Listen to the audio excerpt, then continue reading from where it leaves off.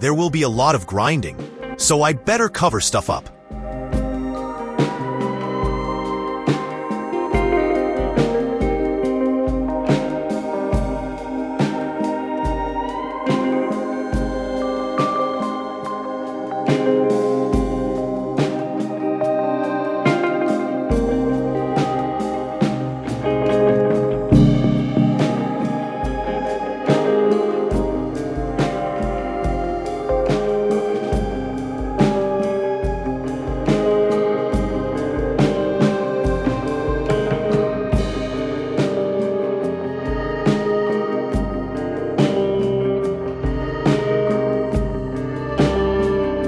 Replica bodies come with two different ways to fit the windshield.